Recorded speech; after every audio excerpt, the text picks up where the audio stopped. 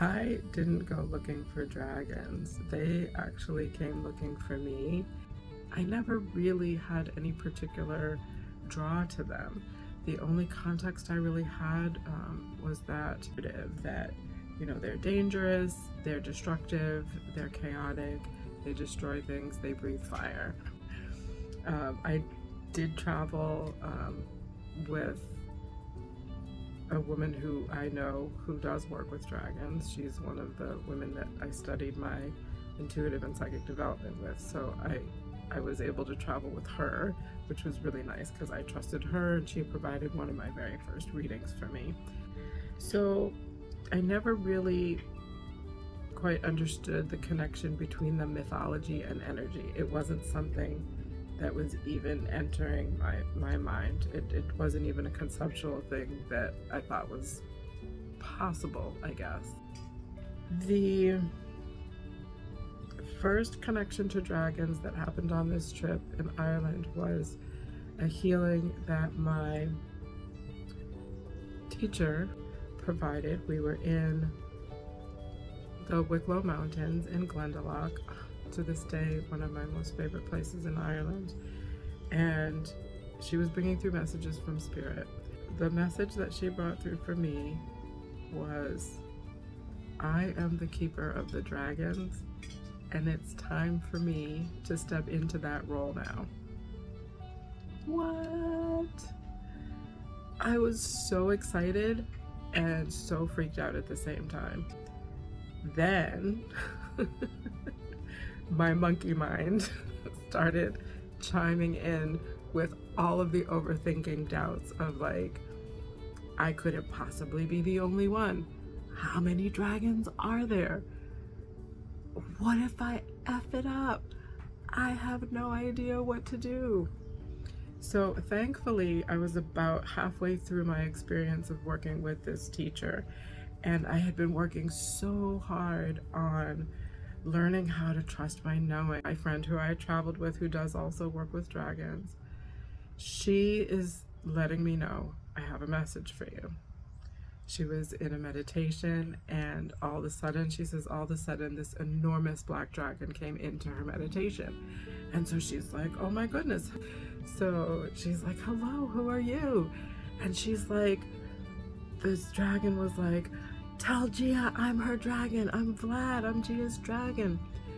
So she's telling me this, and I'm looking at her like, I know her and I trust her, yet what she's telling me is something that's so beyond what my mind is able to really grasp, even though I am in the middle of my own intentional journey with spirituality, intuition, and psychic development. It still was a little bit like, I recognized the skepticism, right? I took that and I let it be what it was. Because at this point, I had gotten myself calmed down about all of the rabbit hole worries that I was having, and I decided I'm just gonna let it be what it's gonna be. So the next day, we're at breakfast, and my friend says to me again, she says, so Vlad came to me again in meditation, and he says, I tell Gia I don't want her to be afraid. Tell Gia not to be afraid. And at that point, I realized that I didn't recognize consciously that I had any fear. I didn't feel anxious. I just was a little bit in disbelief. So those were the undercurrents of the emotions that I wasn't able to recognize at the time. And this is where, in hindsight, I recognize that the intention was set in motion at this time for the fear to be released, even though I was not consciously aware of it. Because that night, in dream time, is when I finally met Vlad for myself. And I could see his, he had his neck and head down so that I could reach out and touch his muzzle. And I remember I could feel the warmth of his breath through his nostrils, and I could kind of hear him breathing. And so I reached out and I touched his muzzle, and I remember my hand was outstretched like this, and there were still several inches on either side before I even got to his nostrils. So that's how enormous he is, because it just felt like validation of all of these things that my friend was talking about. And it started to piece together some kind of a path. I didn't know where the path was heading, but it started to piece together, maybe there is some truth to this message that my teacher brought through for me. I started looking for something that I could bring home with it, something that would serve as a memento about this connection with dragons that started in this magical land of Ireland, and I wasn't finding anything. So fast forward, and we're almost at the end of this trip, and my friend who works with dragons, she hands me this paper bag, and inside this paper bag is the Dragon Oracle deck that I currently use. And I just started crying. I just started bawling. I was so emotional. I was so happy. I was so grateful, because I was like, yes, I finally have something that I can take with me, take back home with me, that represents the birth of this connection. So eventually, several months later, you know that state in between, you're not quite asleep but you're not quite awake, and it's in the morning as you're waking up. For me personally, a lot of like my downloads, you hear people talk about downloads, a lot of those downloads come to me at that time, at those types of information, and that's what started to happen. The first one was to pull a card once a week and to share it on social media, to share it widely. Now, if you knew me as a child, I was painfully shy. Cling to my mother's leg, painfully shy. So for me to get a message, to do something this public, I knew it was definitely something coming from outside of myself at that. So this was the guidance. There was this inspiration, compulsion almost. It was like I was compelled, not like being dragged to do it, like unwillingly. You know, I wanted to try. I wanted to at least try because it was information I was getting from Spirit. That was my assumption, that was direction from Spirit and the dragons. So I was like, okay, I'll figure it out. So I recorded once a week myself pulling a card, and I did employ the techniques that I was learning in my studies.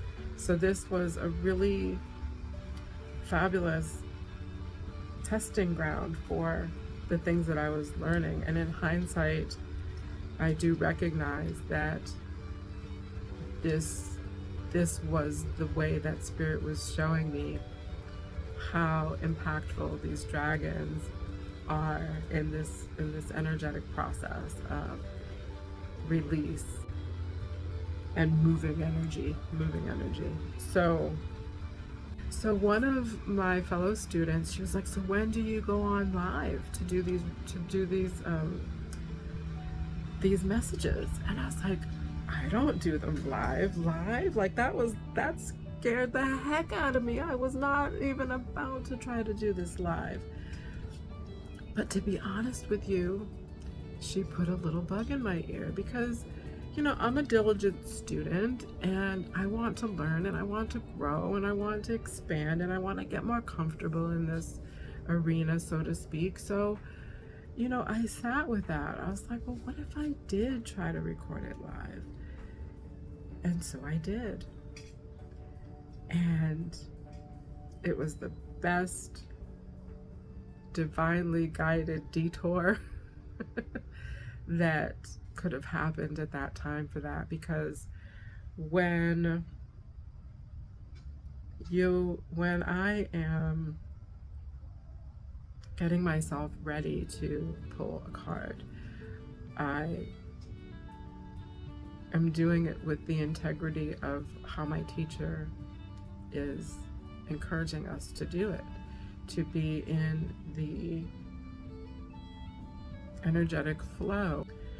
So employing these techniques, this is the preparation I do. And so when I was recording and I found that I might want to re-record something, my energy would drop, like that frequency would drop, and I'd have to reset my energy to move into that reading state again. And it got a little bit tedious, to be honest with you, and just I was spending a lot of time, recording and re-recording. So when I got that bug in my ear to do this live, I was like, well, I might as well try it, right? And again, I was so glad, because you're only doing one take, right? And it forced me to recognize that it was never going to be perfect, whatever that concept of perfect that I thought I needed to be to do it. And it helped me to be in the moment, maintaining the energy that I needed to maintain to bring through the reading. So all alongside that, I'm doing these lives now they're live once a week. I'm also continuing my studies with my intuitive development teacher. And one of the teachings that she shares with us is that each time we do a reading, whether it's for the collective or for an individual, we also receive the healing ourselves. So I was recognizing in this process that every week I was experiencing receiving healing energy from these dragons as well. Even if nobody ever listened to these recordings, I was getting my own visceral experience. My confidence was growing exponentially, and my own personal healing began to be amplified, magnified, and deepened. What started to also happen was I was not encountering any of those cultural narratives that I grew up with. There was no sense of chaos. There was no sense of destruction or evil in any kind of way whatsoever. It was actually quite the opposite. So that was an awareness that I noticed. And again, I'm noticing that this is also having an impact on myself. So this started to really clarify my path and my purpose as a messenger for these dragons. And the more I gave myself permission to try that on for size, and the more that I recognized that it didn't feel that uncomfortable, that it felt good to have that kind of a purpose for something so magical, I began to feel into the actual literal presence of these dragons. So when I would be meditating and grounding, I would experiment and invite them in, and notice immediately my grounding became deeper, faster, more solid. When I would invite them into the release of energy, it just, everything became more efficient. So none of the chaos, none of the destruction, it was all beautiful. If dragons found me when I wasn't looking for them, perhaps they're already whispering to you as well.